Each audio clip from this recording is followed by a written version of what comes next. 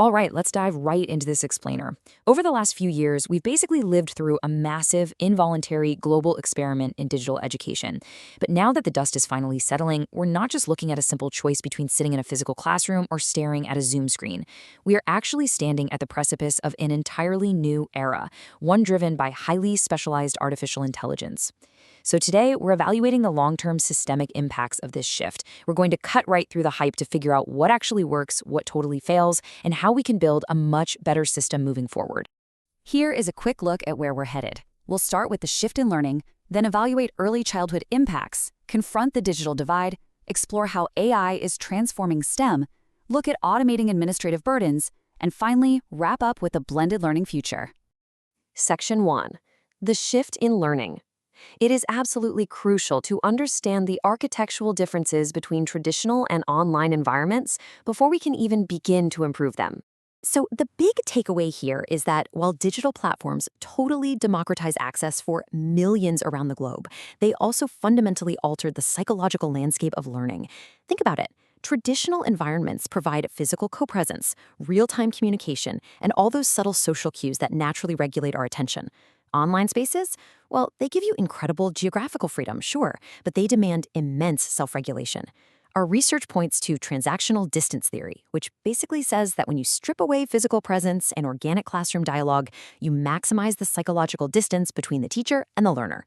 And that places a phenomenally heavy burden on the student to just stay motivated. Moving right along to Section 2, Early Childhood Social Skills. Let's see how this shift specifically impacted pandemic learning for the little ones. Because while adults might struggle with motivation online, kids face a deeply formative set of developmental hurdles.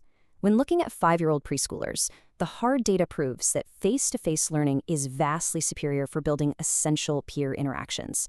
A massive study using the social adaptation scales tracked these kids over a trimester, and the results were pretty stark. Kids in traditional face-to-face setups saw significant increases in social adaptation, learning how to share, interact, read the room. Plus, their emotional outbursts and negative behaviors significantly decreased. But for the kids isolated in purely online environments, their social adaptation remained completely stagnant, and their incompatibility barely improved. They absolutely need that empathetic, in-person connection. To put those numbers into perspective, kids in physical classrooms saw their social adaptation scores shoot up by a massive 14.28 points, while online learners gained a measly 2.65 points. This clearly shows us that early cognitive regulation and social skills are completely intertwined. You just can't replicate that zone of proximal development, that organic, guided learning through physical play, through a computer screen for a 5-year-old. No way.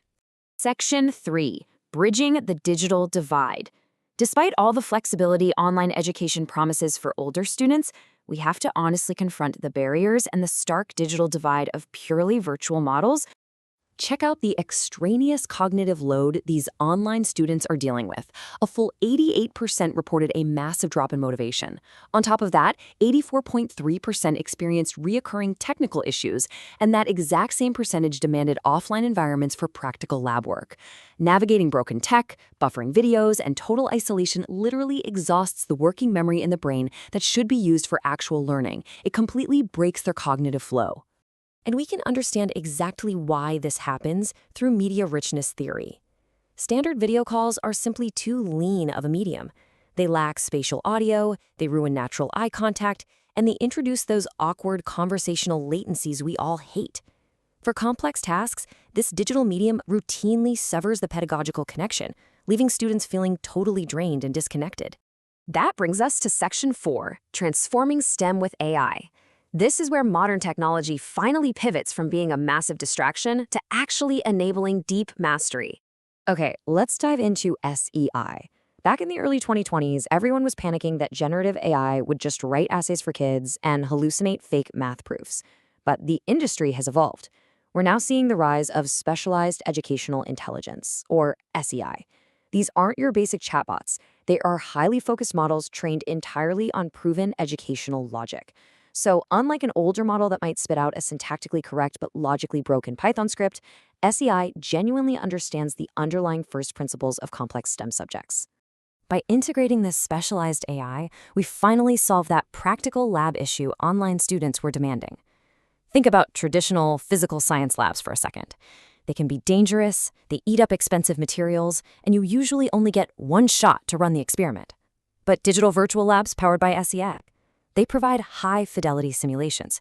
You can test the structural integrity of a 3D modeled airplane wing, fail spectacularly, and try again instantly without wasting a single sheet of physical metal. It allows for completely unlimited, risk-free practice loops. And the elite institutions are already proving this is a real game changer.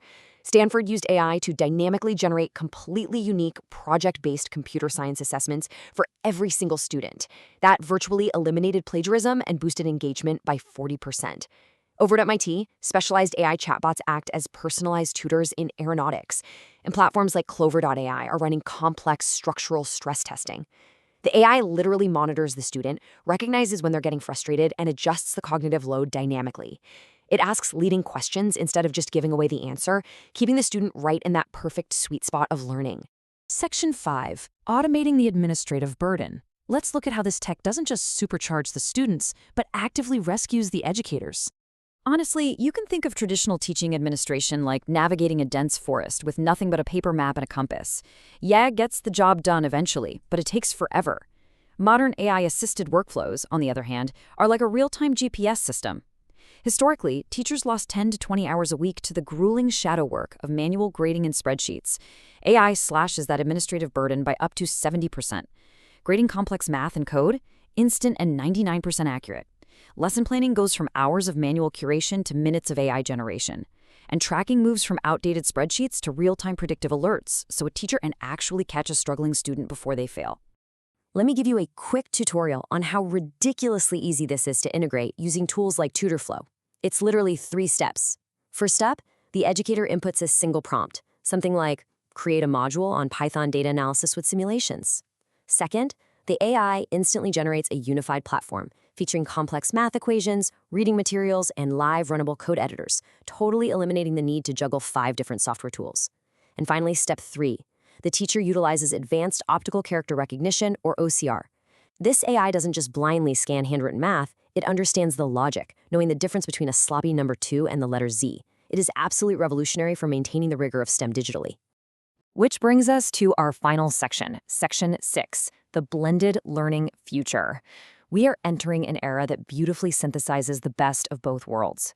So the ultimate takeaway from this explainer is that education must remain a social contract. The future isn't about regressing to rigid traditionalism, and it's certainly not about abandoning our students to fully virtual, isolated environments. The winning formula is a blended learning architecture. We leverage digital networks and specialized AI for the foundational stuff. Asynchronous reading, safe virtual labs, instant feedback. But we fiercely preserve the physical classroom for rigorous cognitive processing, collaborative problem solving, and that deep human connection we saw was so vital for kids and adults alike. By removing the grueling administrative shadow work, we are finally allowing the teaching profession to return to its core essence. As we look ahead, the AI handles the mechanics of learning, so humans can get back to handling the magic of inspiration. So, here's what I'll leave you with. Will we use specialized AI simply to digitize the rigid, flawed systems of the past? Or will we use it to build a blended system that completely redefines human potential? I'll let you chew on that and think about how these powerful tools might transform your own learning journey very soon. Thanks for joining me on this explainer, and keep learning.